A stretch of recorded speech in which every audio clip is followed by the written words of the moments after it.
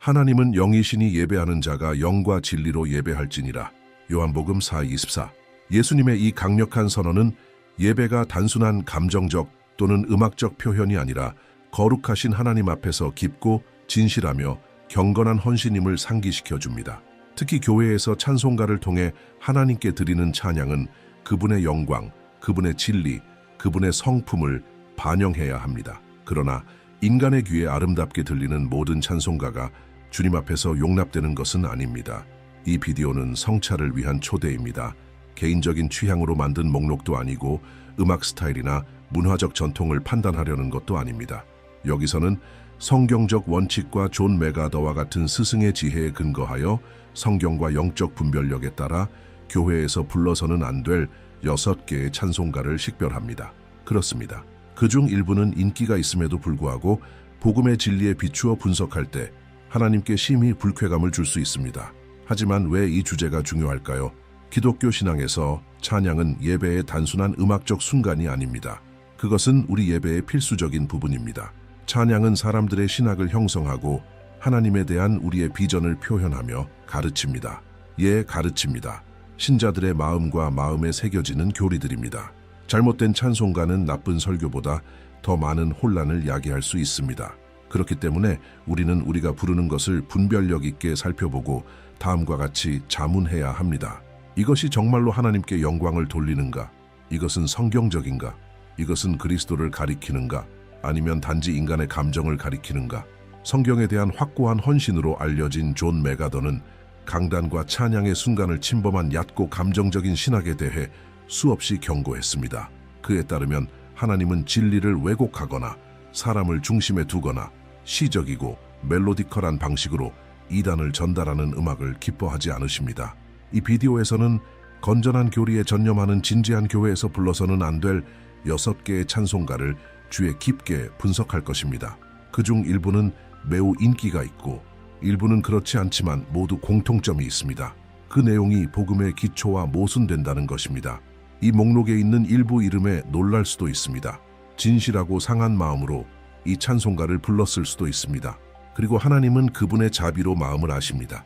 그러나 진실은 우리가 믿음 안에서 성숙해짐에 따라 예배하는 방식도 성숙해야 한다는 것입니다.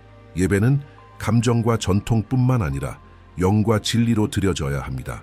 진리를 사랑하고 하나님의 말씀을 사랑하고 입술과 음악으로도 주님을 기쁘시게 하기를 원한다면 이 비디오가 당신을 위한 것입니다. 지금 바로 채널을 구독하세요. 여기에서 매일 세워주는 메시지, 성경적 성찰, 그리스도와의 동행을 강화하는 콘텐츠를 받습니다. 그것은 당신의 마음을 높은 곳에 집중시키고 매일 영적인 양식을 받는 방법입니다. 1. 성경적 진리가 아닌 감정에 초점을 맞춘 음악 우리를 울게 만드는 찬송가가 있습니다. 소름이 돋게 만드는 찬송가도 있습니다. 어떤 찬송가는 가장 깊은 눈물로 우리를 이끌기도 합니다. 그러나 무언가를 느끼는 것과 영적으로 변화되는 것 사이에는 큰 차이가 있습니다. 오늘날 교회에서 불리는 많은 노래는 감정으로 가득 차 있지만 성경적 진리는 비어 있습니다. 마음에는 말하지만 영혼에는 맞서지 않는 노래입니다. 감정을 건드리도록 작곡되었지만 십자가로 이끌지 않는 노래입니다. 존 메가더는 종종 이러한 종류의 감정주의적 음악이 침묵보다 더 위험할 수 있다고 경고합니다. 왜냐하면 하나님이 영광을 받지 못하고 있을 때에도 하나님이 계시다는 느낌을 주기 때문입니다. 감정의 존재가 하나님의 존재와 동의어는 아닙니다. 노래에 울었다고 해서 진리와 만났다는 의미는 아닙니다. 진정한 찬양은 눈물로 측정되는 것이 아니라 말씀에 대한 충성으로 측정됩니다. 이러한 음악의 가장 큰 함정은 내용물을 감정적 영향으로 대체한다는 것입니다. 모호한 가사, 반복적인 구절, 감동을 주기 위해 신중하게 구성된 멜로디가 일반화됩니다. 문제는 무엇일까요? 종종 죄, 예수님의 피, 십자가 또는 회개의 필요성에 대한 언급이 하나도 없습니다. 마음을 대면하는 대신 자존심을 마사지합니다. 그리스도에 대해 말하는 대신 하나님에 대한 사람의 감정에 대해 말합니다. 초점은 주님에서 벗어나 인간의 경험으로 이동합니다. 밴드가 거의 1시간 동안 연주하는 청소년 모임을 생각해 보세요. 관객은 크게 노래하고 손을 들고 울고 감동을 받습니다. 그러나 예배가 끝날 때 아무도 노래에서 언급된 성경 구절을 기억할 수 없습니다. 어떤 교리도 가르치지 않았습니다. 어떤 확신도 불러일으키지 않았습니다. 그것은 진리가 아닌 감정에 의해 움직이는 예배였습니다. 이것은 우려스럽습니다. 왜냐하면 요한복음 4:24에서 참된 예배자들은 영과 진리로 아버지를 예배할지니라 고 말하기 때문입니다. 감정만이 아닙니다. 진리도 있습니다. 노래는 아름답고 감동적일 수 있지만 성경에 충실하지 않으면 하나님은 그것을 기뻐하지 않으십니다. 느끼고 싶은 것을 노래하면 얕은 믿음을 갖게 될 것입니다. 그러나 하나님께서 그분의 말씀에 계시하신 것을 노래하면 거룩함 안에서 성장할 것입니다. 감정은 지나갑니다. 그러나 진리는 자유롭게 합니다. 요한복음 8:32. 그리고 진정한 찬양은 단지 사람을 느끼게 하는 것이 아니라 믿고 순종하고 그리스도의 형상으로 변화되도록 이끄는 것을 목표로 합니다. 그렇기 때문에 감정에 초점을 맞춘 음악은 아무리 영적으로 보일지라도 교회에서 피해야 합니다. 그것은 세우지 않습니다. 그것은 마음을 부풀리지만 마음을 새롭게 하지 않습니다. 로마서 12:2. 교회는 더 많은 소름 돋는 멜로디가 필요하지 않습니다. 하나님께 영광을 돌리고 성도를 세우는 성경적 찬양이 필요합니다. 찬양이 진실할 때 그것은 진리를 통해 마음을 감동시킵니다. 감정적 조작이 아닙니다. 2. 하나님에 대해 모호하고 일반적인 방식으로 말하는 음악. 오늘날 교회에서 흔히 볼 수 있는 또 다른 유형의 음악은 아름다운 말로 하나님에 대해 말하지만 성경적 내용이 비어있는 음악입니다. 빛, 힘, 평화, 사랑, 및 희망과 같은 용어를 사용하지만 결코 예수님을 언급하지 않고 십자가를 인용하지 않고 구원, 죄 또는 구속이 무엇인지 설명하지 않습니다. 복음의 독특한 정체성을 지니지 않기 때문에 어떤 종교에서도 부를 수 있는 노래입니다. 여기서 문제는 심각합니다. 그러한 노래를 부름으로써 교회는 그리스도의 배타적인 진리를 선포하는 것을 중단하고 세상을 기쁘게 하는 언어를 채택합니다. 그리고 이것은 위험합니다. 왜냐하면 깨닫지 못하는 사이에 신자들은 기독교 신앙을 가르치지 않고 삶을 변화시키는 힘이 없는 중립적이고 희석된 영성을 가르치는 노래를 먹고 있기 때문입니다. 존 메가더는 이러한 유형의 콘텐츠를 자주 비난합니다. 그는 많은 찬양 지도자들이 진리를 선포하는 것보다 불쾌감을 주지 않는데 더 관심이 있다고 말합니다. 그러나 복음은 그렇습니다. 불쾌감을 줍니다. 그것은 죄에 맞서고 인간 마음의 우상 숭배를 비난하고 하나님과의 화해의 유일한 길로 십자가를 가리킵니다. 예수님을 언급하지 않거나 십자가에서 흘린 피에 대해 말하는 것을 피하거나 구원에 필요한 회개를 무시하는 노래는 기독교 찬양이 아니라 일반적인 종교 음악입니다. 복음을 들어본 적이 없는 사람이 예배에 들어가서 당신은 빛입니다. 당신은 평화입니다. 하나님이 당신과 함께 계십니다. 라고 말하는 노래를 듣는다고 상상해 보세요. 그녀는 예배에서 나와 하나님과 잘 지내고 있고 모든 것이 옳고 그녀의 유일한 임무는 사랑받는 느낌을 받는 것이라고 생각합니다. 이것이 이러한 모호한 노래의 비극입니다. 그들은 거짓된 영적 안전을 만듭니다. 그들은 죄인에 맞서지 않고 다시 태어날 필요성을 가리키지 않고 예수님이 유일한 구세주이자 주님이신 분을 계시하지 않습니다. 성경은 분명합니다. 다른 이로서는 구원을 받을 수 없나니 천하 사람 중에 우리를 구원할 만한 다른 이름을 우리에게 주신 일이 없음이라 하였음이라. 사도행전 4:22. 노래가 이 이름, 예수님의 이름을 높이지 않으면 기독교 찬양의 목적을 달성하지 못합니다. 아름답게 보일 수 있지만 하나님께 영광을 돌리지 않습니다. 귀에는 즐거울 수 있지만 영혼을 구원하지는 못합니다. 그렇기 때문에 교회 음악은 분명히 기독교적이어야 합니다. 일반적일 수 없고 모호할 수 없습니다. 하나님이 누구이신지, 우리가 누구인지, 그리스도께서 십자가에서 우리를 위해 무엇을 하셨는지 담대하게 선포해야 합니다. 우리가 그는 우리의 고통을 짊어지셨다 또는 예수님의 피 외에는 아무것도 없다라고 노래할 때 우리는 가르치고 예배하고 존재하는 유일한 소망을 선포하고 있습니다. 메가더는 성경적 예배는 항상 계시와 응답을 포함한다고 상기시켜줍니다. 하나님은 말씀을 통해 자신을 계시하시고 우리는 찬양으로 응답합니다. 음악의 계시가 없으면, 즉 교리적 내용이 없고 하나님에 대해 아무것도 가르치지 않으면 진정한 응답이 없습니다. 그것은 단지 공허한 감정, 피상적인 종교심일 뿐입니다. 따라서 교회는 복음, 십자가, 부활하신 그리스도를 생략하는 모든 음악을 단호하게 거부해야 합니다. 찬양은 모호함이 아닌 믿음의 행위입니다. 그리고 믿음은 들음에서 나며 들음은 그리스도의 말씀으로 말미암습니다. 로마서 10, 17. 어떤 종교라도 받아들일 메시지를 부르지 마십시오. 오직 기독교인만이 선언할 수 있는 것을 부르십시오. 그리스도께서는 내 죄를 위해 죽으셨고 내 의를 위해 부활하셨으며 나를 데리러 다시 오실 것입니다. 3. 죄 회개 또는 거룩함에 대해 말하지 않는 음악. 현대 찬양의 가장 큰 문제 중 하나는 기독교인의 삶의 가장 중심적인 주제인 죄 회개 및 거룩함에 대한 침묵입니다. 오늘날 교회에서 불리는 많은 노래는 승리, 사랑, 평화, 축복에 대해 말하지만 죄의 현실과 회개에 대한 긴급한 부름을 완전히 무시합니다.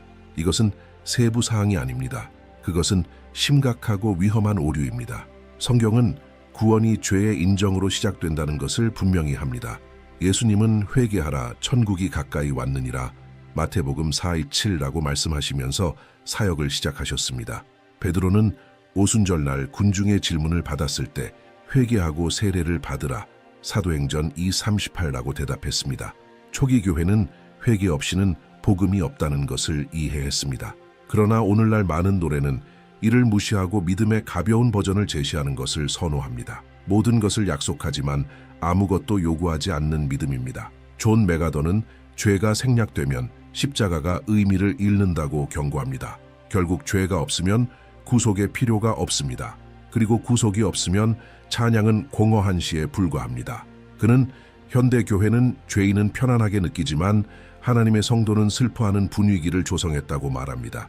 그리고 이것의 많은 부분이 찬양이 진리를 가르치는 도구가 되는 것을 멈추고 대중을 기쁘게 하는 수단이 되었기 때문에 발생합니다. 죄를 언급하지 않는 노래는 긍정적이고 포괄적으로 보일 수 있지만 복음의 핵심을 간과하고 있습니다. 하나님은 우리를 단지 그분의 사랑을 느끼도록 부르시는 것이 아니라 죄를 버리고 자신을 부인하고 십자가를 지고 그분을 따르도록 부르십니다. 누가복음 9:23. 우리가 하나님께서 요구하시는 거룩함에 대해 말하지 않고 약속에 대해서만 노래할 때 우리는 불완전한 그리스도 희석된 믿음, 구원하지 못하는 복음을 제공하고 있습니다. 찬양이 항상 즐겁고 가볍고 동기부여가 되는 교회를 상상해 보세요. 노래는 하나님이 얼마나 좋으신지, 그분이 우리를 어떻게 일으켜 세우시는지, 우리가 얼마나 사랑받는지에 대해 말합니다. 이 모든 것이 사실입니다. 그러나 죄의 대가, 순결에 대한 부름 또는 하나님과의 삶의 심각성에 대해 결코 노래하지 않는다면 실제로 가르치는 것은 복음이 자존감을 향상시키는 도구일 뿐이라는 것입니다. 그리고 이것은 거짓입니다. 복음은 우리를 더 자신감 있게 만들기 위해 온 것이 아니라 우리를 죽이고 그리스도와 함께 다시 살리기 위해 왔습니다. 이것이 바울이 갈라디아서 2:20에서 가르치는 것입니다. 내가 그리스도와 함께 십자가에 못 박혔나니 이제는 내가 사는 것이 아니요 오직 내 안에 그리스도께서 사시는 것이라. 이 진리는 죄의 무게와 회개의 필요성을 이해할 때만 이해할 수 있습니다. 그러나 이것을 무시하는 노래는 감정적이지만 변화되지 않은 신자를 낳습니다. 하나님에 대해 노래하지만 두려움 없이 사는 사람들입니다. 예배에서 감동을 받지만 일주일 내내 죄 안에 머무르는 사람들입니다. 존 메가더는 진정한 찬양은 하나님의 거룩함과 그에 대한 우리의 응답을 포함해야 한다고 주장합니다. 이사야가 성전에서 하나님의 영광을 보았을 때 그의 첫 번째 반응은 나는 승리자입니다. 또는 나는 당신에게 소중합니다 라고 노래하는 것이 아니라 화로다 나여 망하게 되었도다. 나는 입술이 부정한 사람이요 라고 말하는 것이었습니다. 이사야 6보. 하나님의 임재는 항상 우리의 죄를 드러냅니다. 따라서 이 현실을 무시하는 찬양은 성경적이라고 간주할 수 없습니다. 찬양은 위로하기 위해서만이 아니라 맞서기 위한 것입니다. 그것은 단지 진정시키기 위해서만이 아니라 깨우기 위한 것입니다. 우리가 십자가, 피, 회개에 대해 노래할 때 우리는 교회가 정말로 중요한 것에 계속 집중하도록 돕고 있습니다. 그리스도의 십자가는 장식적인 상징이 아니라 죄가 얼마나 심각한지, 은혜가 얼마나 놀라운지에 대한 증거입니다. 그렇기 때문에 축복에 대해서만 말하고 순종에 대해서는 결코 말하지 않는 노래를 피하십시오. 승리를 약속하지만 거룩함을 언급하지 않는 노래를 피하십시오. 눈에 눈물을 채우지만 주님에 대한 두려움을 불러일으키지 않는 가사를 거부하십시오. 죄에 대한 인식이 없는 곳에는 진정한 변화가 없고 단지 일시적인 느낌만 있기 때문입니다. 진정한 찬양은 우리를 있는 그대로 내버려 두지 않습니다. 그것은 우리를 변화로 부릅니다. 그것은 하나님의 위대하심과 그분에 의해 형성되어야 할 우리의 필요성을 드러냅니다. 성화 없는 기독교인의 삶은 없고 죄에 대한 대면 없는 진정한 찬양은 없습니다. 4. 인간을 중심에 두는 음악. 현대 찬양의 가장 위험한 특징 중 하나는 인간 중심화입니다. 하나님의 주권, 위엄, 영광을 높이는 대신 많은 노래가 나의 승리, 나의 기적, 나의 꿈, 나의 축복과 같은 구절에 집중합니다. 그것은 나의 복음입니다. 그리고 이것은 진정한 예배에 대해 성경이 가르치는 것과 극도로 반대됩니다. 사도 바울은 로마서 11:36에서 이는 만물이 그에게서 나오고 그로 말미암고 그에게로 돌아감이라 그에게 영광이 세세에 있을지어다. 아멘이라고 썼습니다. 모든 것의 중심은 하나님이십니다. 그는 모든 것의 창시자, 지지자, 목적이십니다. 그러나 불행히도 오늘날 불리는 찬양의 대부분은 하나님을 중심에서 빼내고 사람을 강조합니다. 마치 모든 것이 우리가 원하는 것, 필요한 것, 느끼는 것을 중심으로 돌아가는 것과 같습니다. 존 메가더는 이러한 종류의 관행을 비난하는 데 확고합니다. 그는 인간 중심의 음악은 자존심을 키우고 믿음을 약화시킨다고 말합니다. 왜냐하면 그들은 하나님이 우리를 섬기고 우리의 소원을 이루고 우리를 높이기 위해 존재한다고 가르치기 때문입니다. 이것은 하나님께서 그들의 기대에 따라 행동하지 않으실 때 좌절하는 응석바디 신자를 만듭니다. 음악의 초점이 나일 때 그것은 찬양이 되는 것을 멈추고 자아 숭배가 됩니다. 간단한 예, 매우 흔한 노래는 나의 승리는 꿀맛이다. 나는 정복할 것이다. 아무도 나를 막을 수 없다와 같은 구절을 반복합니다. 하나님은 어디에 계십니까? 그분의 영광은 어디에 있습니까? 십자가, 복종, 상함은 어디에 있습니까? 이 노래는 다른 많은 노래와 마찬가지로 예배를 자아 긍정의 연설로 만듭니다. 여기서 중요한 것은 하나님의 뜻이 아니라 개인적인 정복입니다. 주일학교에서 아이가 내가 원하는 모든 것을 주님께서 하실 것이다 라고 노래하는 것을 배우는 것을 상상해 보세요. 이 아이는 어떤 종류의 신학을 형성할까요? 그는 하나님이 요정이라고 생각하면서 자랄 것입니다. 이것은 비극적입니다. 왜냐하면 이 아이가 성인이 되어 기도가 그가 기대하는 대로 응답되지 않으면 그의 믿음이 흔들릴 것이기 때문입니다. 이것이 찬양이 그리스도가 아닌 사람을 중심으로 돌아갈 때 일어나는 일입니다. 성경은 인간의 기준에 따라 승리를 받지 못한 충실한 종들의 예로 가득 차 있습니다. 세례 요한은 참수당했습니다. 바울은 감옥에서 죽었습니다. 스데반은 돌에 맞아 죽었습니다. 그들 중 누구도 나의 승리가 오고 있다라고 노래하지 않았을 것입니다. 그들은 내게 사는 것은 그리스도요, 죽는 것은 유익하다. 빌립보서 1:20라고 노래했습니다. 이것이 진정한 찬양입니다. 삶이 우리가 원하는 것을 중심으로 돌아가는 것이 아니라 하나님의 영광을 중심으로 돌아간다는 것을 인식하는 것입니다. 메가더는 자기 중심적인 교회는 세상을 감동시키는 능력을 잃는다고 말합니다. 이것은 찬양에서 시작됩니다. 교회가 자신에 대해 노래할 때 위를 쳐다보는 것을 멈춥니다. 그리고 위를 쳐다보는 것을 멈출 때 약하고 세속적이고 공허해집니다. 찬양은 예배, 헌신, 하나님의 주권을 인정하는 표현이어야 합니다. 그것은 축복을 끌어들이는 도구가 아니라 우리 삶 전체를 희생으로 드리는 제단입니다. 그렇기 때문에 예배를 개인적인 성취쇼로 만드는 음악을 거부하십시오. 그리스도보다 신자를 더 높이는 노래에 반대하십시오. 세례 요한처럼 노래하도록 교회를 가르치십시오. 그는 흥하여야 하겠고 나는 쇠하여야 하리라. 요한복음 3:30. 이것이 예배의 핵심입니다. 이것이 진정한 찬양의 중심입니다. 5. 신학적으로 부정확하거나 교리가 혼란스러운 음악. 하나님에 대해 말하는 모든 음악이 하나님이 누구이신지에 대해 옳지 않습니다. 예수님을 인용하는 모든 찬양이 그리스도에 대해 성경이 가르치는 것과 일치하는 것은 아닙니다. 그리고 이것이 바로 음악의 신학이 중요한 이유입니다. 존 메가더가 그의 설교에서 강조하는 큰 위험 중 하나는 심각한 교리적 오류가 있거나 복음에 대한 혼란스럽고 왜곡된 메시지가 있는 찬송가와 노래를 사용하는 것입니다. 오늘날 좋게 들리는 구절이 있는 음악을 찾는 것이 일반적이지만 실제로는 미묘한 이단을 가르칩니다. 예를 들어 원수가 당신의 약속을 훔쳤다고 말하는 노래입니다. 성경은 하나님의 약속이 영원하고 그분 자신에 의해 보장되며 아무도 그분의 계획을 좌절시킬 수 없다고 분명히 말합니다. 이사야 14:27 또는 하나님은 당신 없이는 살 수 없다고 주장하는 노래입니다. 우리는 하나님이 자존하시고 자신 안에서 완전하시며 절대적으로 누구에게도 의존하지 않으신다는 것을 알고 있습니다. 사도행전 17:25. 시처럼 보이지만 교리입니다. 그리고 잘못된 교리는 교회의 마음을 오염시킵니다. 존 맥가더는 직설적입니다. 거짓말을 노래하면 거짓말을 가르치는 것입니다. 예배의 음악은 설교를 위한 준비일 뿐이 아닙니다. 그것은 교회 교육의 일부입니다. 노래하는 것은 사람들의 믿음, 특히 찬양 가사를 성경 구절보다 더 잘 기억하는 경우가 많은 젊은이들의 믿음을 형성합니다.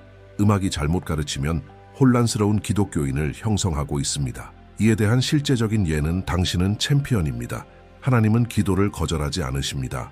라고 말하는 인기 있는 노래입니다. 여기서 문제는 하나님께서 기도를 들으신다고 말하는 것이 아닙니다. 그것은 사실입니다. 문제는 이 개념을 사용하여 신자가 결코 거절, 패배 또는 기다림을 겪지 않을 것이라는 생각을 뒷받침하는 것입니다. 성경은 기도했지만 원하는 응답을 얻지 못한 남녀의 예로 가득 차 있습니다. 바울은 육체의 가시를 제거해달라고 3번 기도했고 하나님의 응답은 내 은혜가 내게 족하다. 고린도후서 12:9였습니다.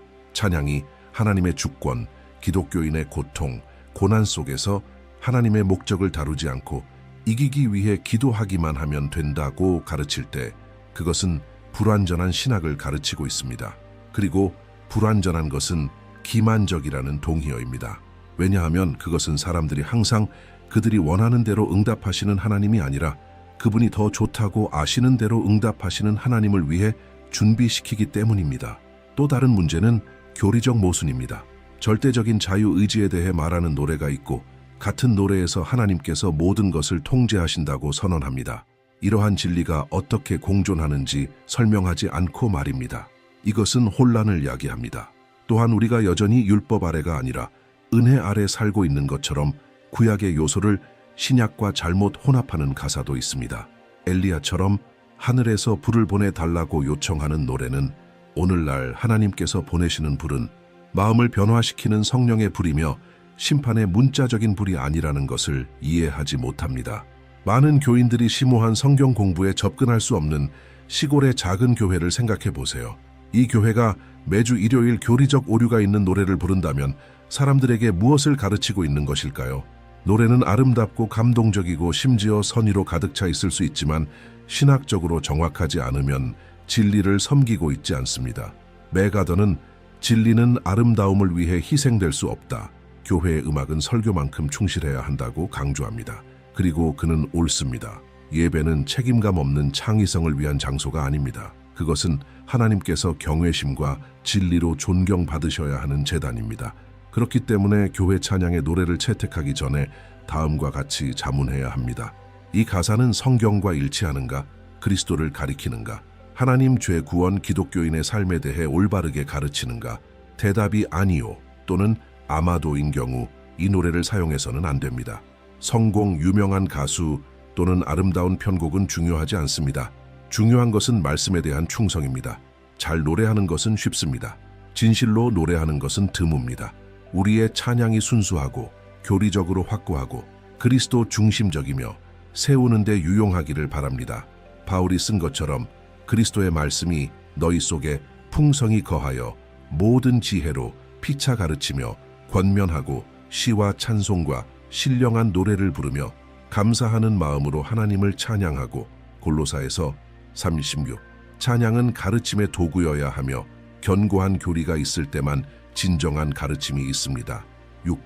예배를 공연으로 대체하는 음악. 마지막으로 현대 찬양의 가장 눈에 띄고 위험한 오류 중 하나는 예배를 쇼로 바꾸는 것입니다. 많은 교회에서 음악은 헌신적인 성격을 잃고 무대에서 조명, 박수, 예술가의 광경이 되었습니다. 헌신의 순간이어야 할 것이 즐겁게 하는 행사가 되었습니다. 이것은 찬양이 아닙니다. 변장한 영적 산만입니다. 존 맥가더는 항상 경외심을 훔치고 예배를 감각적 경험으로 바꾸는 이러한 화려한 예배 모델을 비판합니다. 그는 많은 현대 예배는 진리에 대한 복종보다 감정적 영향보다 생산에 더 관심이 있다고 말합니다. 밴드가 메시지보다 더 중요해지면 하나님은 중심이 되시는 것을 멈춥니다. 문제는 음악적 탁월함에 있지 않습니다. 잘 연주하고 양질로 노래하고 음향 기술을 사용하는 것은 잘못된 것이 아닙니다. 문제는 음악 뒤에 있는 마음입니다. 아름다운 자원을 가지고 있지만 하나님 앞에서 겸손한 태도를 취하는 교회가 있습니다. 그리고 단순한 음악을 가지고 있지만 허영심과 자존심으로 가득 찬 곳이 있습니다. 구조에 관한 것이 아니라 의도에 관한 것입니다. 초점이 발표, 솔로, 조명 및 유발된 감정에 있을 때 예배는 공연으로 대체되었습니다. 예수님께서 바리새인들에게 하신 말씀을 보십시오. 이 백성이 입술로는 나를 존경하되 마음은 내게서 멀도다. 마태복음 15:8. 이것은 교회가 인상적인 방식으로 노래하지만 상함이 없을 때도 발생합니다. 무대가 런웨이가 되고 찬양 사역자들이 예술가가 되면 하나님의 영광은 인간의 박수로 대체됩니다. 연기, 다채로운 조명, 거대한 스크린, 축제에 있는 것처럼 공연하는 밴드가 있는 예배에 들어가는 비기독교 방문자를 생각해 보세요. 그는 감동을 받거나 아름답다고 생각할 수도 있지만 그것은 성경에 거룩하신 하나님과 대면하는 것과 같지 않습니다. 시각적 영향은 성령의 확신을 대체하지 않습니다. 그리고 더 나쁜 것은 교회 교인들 자신이 오락에 익숙해지고 거룩함이 아닌 감각을 추구하기 시작한다는 것입니다. 맥아더는 예배는 경험이 아닌 말씀 중심이어야 한다고 강조합니다. 그리고 음악은 이것의 필수적인 부분입니다. 회중 찬양은 개인을 강조하기 위해서가 아니라 예배에서 사람들을 하나로 모으는 데 사용됩니다. 찬양이 기도보다 솔로가 더 많고 경외심보다 박수가 더 많고 세우는 것보다 광경이 더 많다면 무언가가 잘못된 것입니다.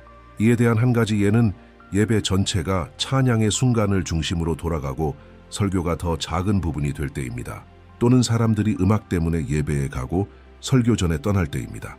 이것은 교회가 말씀보다 오락 문화에 의해 더 많이 형성되고 있음을 보여줍니다. 그리고 이것은 변장한 우상 숭배입니다. 교회의 음악은 단순하고 경건하고 성경적이며 하나님 중심적이어야 합니다. 아름답고 잘 실행될 수 있습니다. 그러나 항상 겸손하고 상한 마음으로 사람들에게 감동을 주기 위해서가 아니라 주님께 영광을 돌리려는 열망으로 말입니다. 예수님께서 사마리아 여자에게 말씀하신 것처럼 참된 예배자들은 영과 진리로 아버지를 예배할지니라. 요한복음 4:23. 이것은 가면 없이 무대 없이 진실하고 깊은 예배를 의미합니다. 따라서 작동하기 위해 슈퍼 프로덕션이 필요한 음악을 피하십시오. 특수 효과가 수반될 때만 감동을 주는 노래를 거부하십시오. 단순한 예배에서도 진실하게 하나님의 임재로 인도하는 노래를 선호하십시오.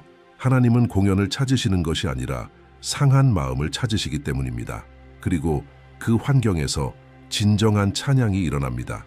우리는 성경적 원칙과 존 맥아더 목사와 같은 진지한 가르침에 근거하여 교회에서 결코 불러서는 안 될 6가지 유형의 음악에 대한 이 심오한 성찰의 끝에 도달했습니다.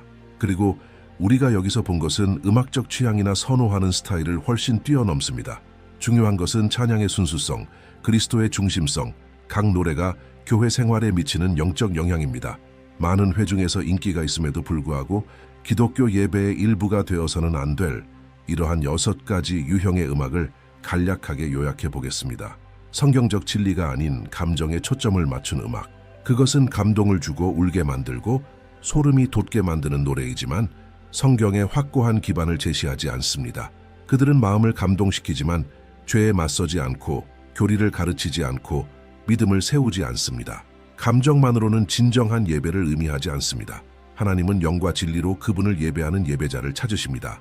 하나님에 대해 모호하고 일반적인 방식으로 말하는 음악, 빛, 사랑 또는 희망과 같은 추상적인 개념만 언급하지만 예수님, 십자가 또는 구원을 언급하지 않는 노래입니다.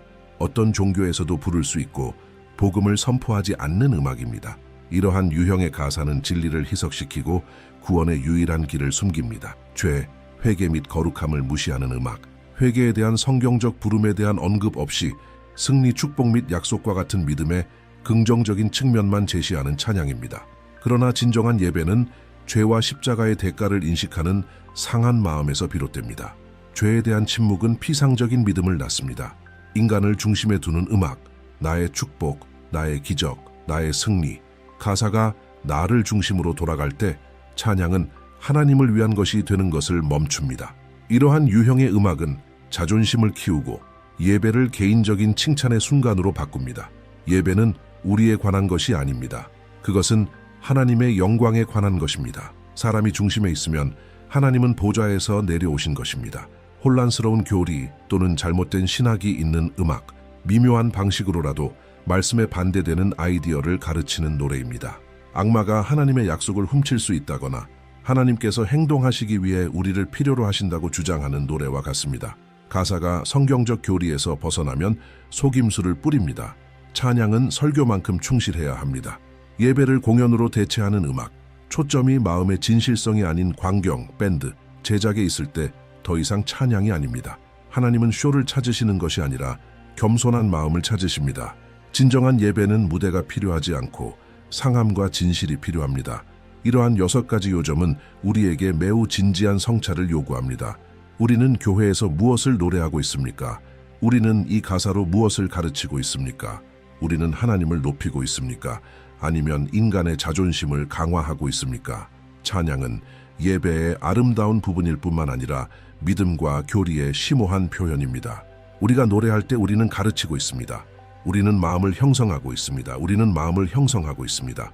그렇기 때문에 찬양의 내용이 성경적이고 그리스도 중심적이며 진리에 충실해야 합니다. 하나님께서 우리의 마음을 아신다는 것은 분명합니다. 그리고 그분은 신학적으로 약한 노래를 부르더라도 진실하게 예배하는 사람들에게 자비로우십니다. 그러나 진실성은 오류를 정당화하지 않습니다. 기독교인으로서 우리의 목표는 성숙함 안에서 성장하는 것이며 여기에는 찬양의 성숙함도 포함됩니다. 우리가 성숙해짐에 따라 우리는 주님께 영광을 돌리고 말씀을 가르치고 우리의 마음을 진정한 예배로 높이는 찬송가를 찾는 법을 배웁니다.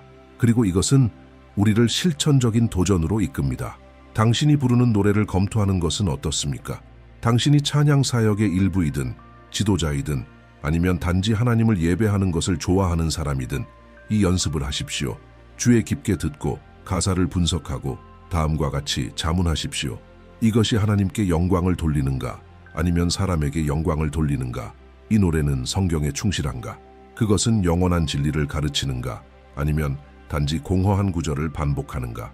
이번 주 동안 제가 여러분에게 남기는 도전은 우리가 여기서 다룬 원칙 중 적어도 하나를 실천하는 것입니다. 얕은 노래를 깊은 찬송가로 바꾸는 것일 수도 있습니다. 노래 내용에 대해 찬양 그룹과 이야기하는 것일 수도 있습니다. 또는 단순히 노래하기 전에 말씀을 더 많이 찾는 것일 수도 있습니다. 당신의 선택이 무엇이든 겸손한 마음과 하나님을 그분이 마땅히 받으셔야 할 대로 예배하려는 진실한 열망으로 하십시오. 예배는 음악으로 시작되는 것이 아니라 마음으로 시작된다는 것을 기억하십시오. 그리고 말씀으로 가득 찬 마음은 항상 충실하고 깊고 두려움으로 찬양하기를 구할 것입니다. 진정한 예배는 악기가 연주될 때 시작되는 것이 아니라 우리의 마음이 하나님의 거룩하심 앞에 굴복할 때 시작됩니다. 주님은 완벽한 목소리나 정교한 공연을 찾으시는 것이 아닙니다. 그분은 영과 진리로 그분을 예배하는 예배자를 찾으십니다. 요한복음 4:23 그토록 많은 노래가 영혼보다 자에게 더 호소하는 시대에 우리가 부르는 것을 선택하는 것은 영적인 책임이 되었습니다. 진정한 찬양은 그리스도를 높이고 진리를 가르치며 죄에 맞서고 거룩함으로 인도하는 것입니다. 진리를 노래하는 교회는 깊이에서 성장하고 속임수에 저항하며 어려운 시기에도 굳건히 서 있는 교회입니다. 오늘 당신이 모든 찬송가가 하나님을 기쁘게 하는 것은 아니라는 것을 이해했다면 이것은 이미 당신을 새로운 차원의 예배로 부르시는 성령의 역사입니다. 노래하는 것만으로는 충분하지 않습니다. 진실한 것을 노래해야 합니다. 그리고 그것은 말씀으로 변화된 마음에서 시작됩니다. 이제부터 당신의 찬양이 인간의 귀에 아름다울 뿐만 아니라 아버지의 마음에 기쁨이 되기를 바랍니다. 그리고 각 노래가 모든 영광을 받으시기에 합당하신 하나님께 드리는 순수하고 거룩하며 경건함으로 가득 찬 제물이 되기를 바랍니다. 이제 댓글에 남겨주시도록 여러분을 초대하고 싶습니다. 어떤 종류의 음악이 당신의 관심을 가장 끌었습니까? 성경적이지 않다는 것을 이제 깨달은 찬송가를 부른 적이 있습니까? 당신의 경험을 공유하십시오. 그것은 다른 사람들을 세울 수 있습니다. 이 콘텐츠가 당신에게 와닿았다면 채널을 구독하는 것을 잊지 마십시오. 여기에서 당신은 그리스도와 함께하는 당신의 여정을 강화하기 위해 성경의 빛에 비추어 심오한 성찰을 받습니다. 그리고 당신의 영혼을 양육하는 메시지를 계속 받기 위해 알림벨을 활성화하십시오. 그리고 미리 알려드립니다. 다음 비디오는 당신의 영적 여정을 더욱 심화시킬 것입니다. 놓치지 마십시오. 곧 화면에 나타날 것입니다. 하나님께서 당신에게 지혜와 경건함, 그리고 진정으로 그분을 영화롭게 하는 찬양으로 복 주시기를 바랍니다. 다음 비디오에서 만나요.